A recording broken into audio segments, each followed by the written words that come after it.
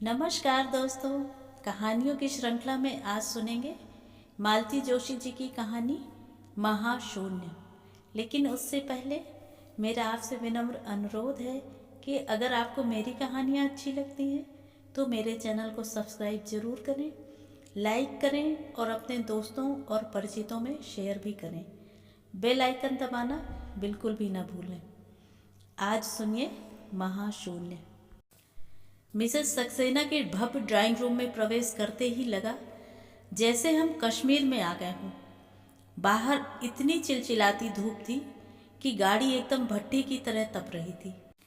जब तक एसी अपना काम करता हम लोग पहुंच ही चुके थे। अपने गद्देदार सोफे में धंसकर मिसेस सक्सेना ने आवाज़ दी, पार्वती पानी लाना। पानी की सचमुच ज़रूरत थी। प्यास के कारण गला चटक रहा था। जैसे ही ट्रे सामने आई मैंने अधीरता से गिलास उठा लिया। गिलास उठाते हुए आंखें भी ऊपर उठ गई थीं और उस चेहरे पर टिक गई थीं।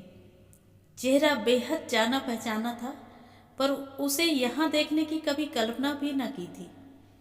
क्षण भर को हमारी नज़रें मिली और उस क्षणांश में, उस नज़र में जो कौंध गया, उससे मैं समझ गई कि अपने परिचय को यहाँ उजागर नहीं करना है।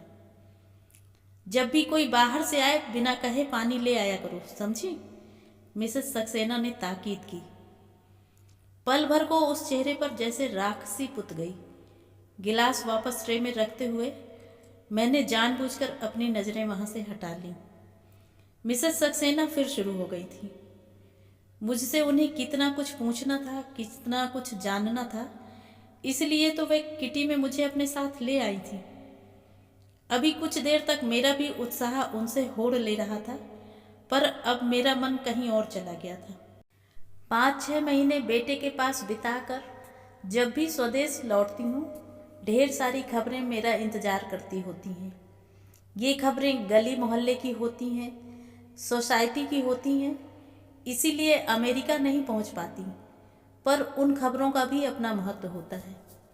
जैसे आशीष मल्होत्रा के यहाँ जुड़वा बच्चे का जन्म हुआ है, मेहता जी की बिटिया का मेडिकल में एडमिशन हो गया, कुलेश जी के बेटा बहू अलग हो गए हैं, गुप्ता जी की माता जी लंबी बीमारी के बाद चल बसी हैं, अस्थाना जी के घर बहुत बड़ी चोरी हुई है, आदि आदि। इसी सिलसिले में इस बार यह भी सुना कि सोसाइटी में हर वार त्योहार पर आने वाली पंडिताइन के पति नहीं रहे। उन्हें हम लोगों ने हमेशा पंडिताइन के पति के रूप में ही जाना। उनका अस्तित्व हमारे लिए हमेशा अदृश्य ही बना रहा, क्योंकि पिछले 15 साल से वे बिस्तर पर ही थे। पंडिताइन उनकी जी जान से सेवा कर रही थी, पर काम के लिए तो बाहर निकलना ही पड़ता था। जजमानी ही तो एकमात्र आजीविका का साधन था, उसे कैसे छोड़ देती। फिर उन्हें ताले में बंद करके बाहर निकलती, पर आधा ध्यान घर में ही लगा रहता। ऐसे क्षणों में अपना निसंतान होना उन्हें बहुत सालता था। हारी बीमारी में साथ दे ऐसा कोई सगा संबंधी भी तो नहीं था, और होता भी तो कितने दिन साथ देता। बीमारी क्या दिन की थी, पूरे 15 बरस हो गए थे। इसे तो उम्र भर झेलना था। इसीलिए पंडिताइन के पति की मृत्यु का समाचार सुनकर मैंने अनजाने ही राहत का अनुभव किया। चलो अब बेचारी कुछ दिन तो खुलकर सांस ले सकेंगी। जिंदगी के जितने भी बचे खुचे दिन हैं चैन से जी सकेंगी। पंडिताइन को जैसे उम्र कैद से रिहाई मिल गई है। थोड़ी देर बाद पार्वती चाय नाश्ता रख गई। हम लोग किटी से ही लौटे थे, इसलिए नाश्ता तो मैंने वापस भिजवा दिया। चाय का कप उठाते हुए पूछा, महाराजी नई लगती है। हाँ, अभी 3 महीने ही हुए हैं।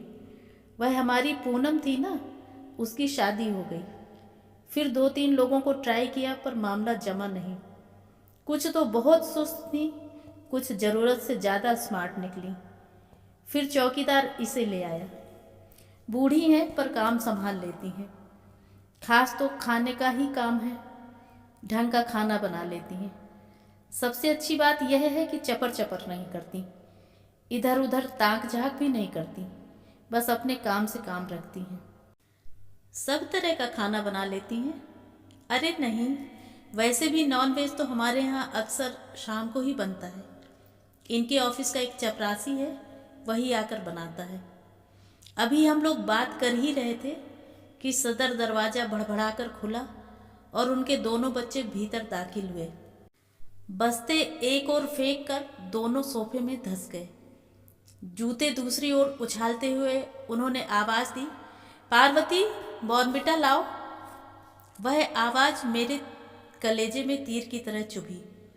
अपनी दादी की उम्र की महिला को बच्चे किस बदतमीजी से पुकार रहे थे।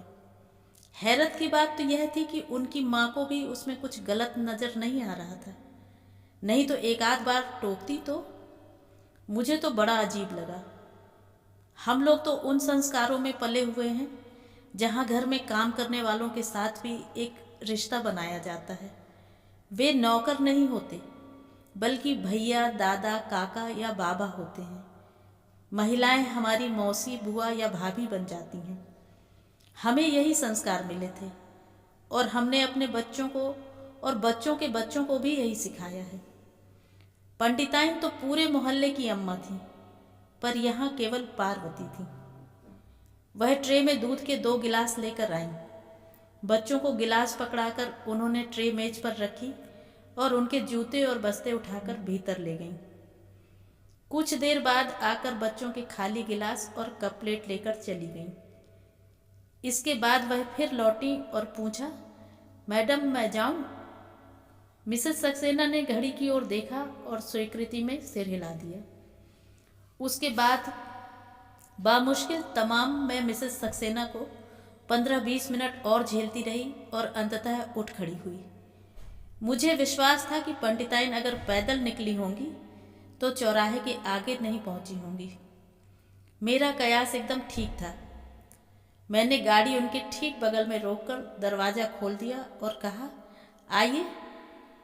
वह संकोच से भर उठी। बोली, बिन्ना, तुम काय को तकलीफ करत हो? हम तो रोज ही पैदल जाते हैं। रोज की बात छोड़िए, आज हम आपको घर छोड़ेंगे। जल्दी कीजिए, बीच सड़क पर गाड़ी ज़्यादा देर खड़ी नहीं कर पाऊंगी मैं। अपने को समेटती सी वह बड़ी शालीनता से, संकोच से मेरे बगल में आकर बैठ गई। मैंने उन्हें सहज होने के लिए कुछ समय दिया, फिर पूछा, यहाँ कब से हैं? यही कोई 3-1 महीना से। दिन भर रहती हैं? हाँ, 10 बजे आते हैं, ई टेम वापसी होते है। और खाना पीना? खा कर आते हैं, पानी तक अपने साथ में लाते हैं। उन्होंने थैली में रखी बोतल दिखाई। मैं कुछ देर चुप रही, फिर कहा, यहाँ आने के बाद पंडित जी के बारे में सुना, बहुत दुख हुआ। उत्तर में उन्होंने आंचल आंखों से लगा दिया। आपने बहुत सेवा की उनकी, यह समझ लीजिए कि आपकी बदौलत ही वे इतना जी गए, नहीं तो 15-20 साल बिस्तर पर गुजारना हंसी खेल नहीं है।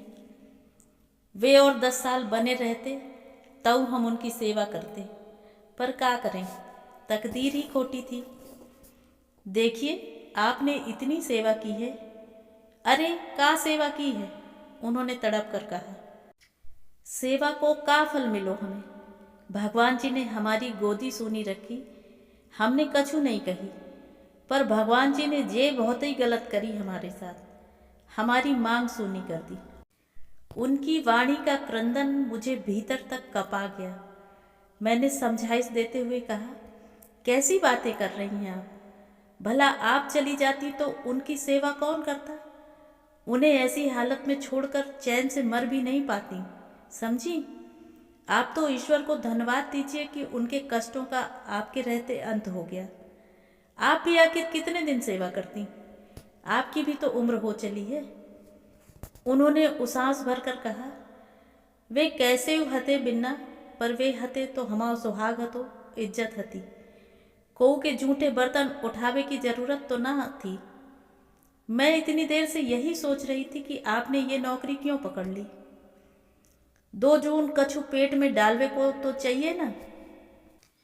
इससे पहले तो आप 2 जनों का पेट भरती थी, पंडित जी का दवा दारू अलग, अब अकेले का भी गुजारा नहीं होता। उन्होंने फिर एक उसास भरी। तब की बात और थी बिन्ना। मोहल्ले में कहूँ भी सुहागनें होती तो हमें बुलौआ आता। दान दक्षिणा चीज बसत मिलती। तीज त्योहार पर बहू बेटियां कथा बाँचने बुला लेती। 5-10 रुपया से पैर पड़ लेती। कहूँ सुहागन की पाठ होती तो हमें न्योता मिलतो। साड़ी गाड़ी चीज वस्त्र दान दक्षिणा सीधा सबई मिला था। तो अब का धरो है। मावस पूनों पे पंडित जी के नाम से सीधा आवत था तो सो भी बंद हो गओ। मैं हैरान रह गई। उस अपाहिज बीमार आदमी का अस्तित्व इस औरत के लिए कितना बड़ा संबल था, मानसिक भी और आर्थिक भी। उस एक व्यक्ति के अवसान के साथ इसका अपना वजूद भी एक शून्य में तब्दील हो गया। उस महाशून्य को भरने के लिए बेचारी दूसरों की जूठी कपलेट धोने के लिए मजबूर हो गई। तो ये थी कहानी। कहानी आपको कैसी लगी कमेंट करके ज़रूर बताएं।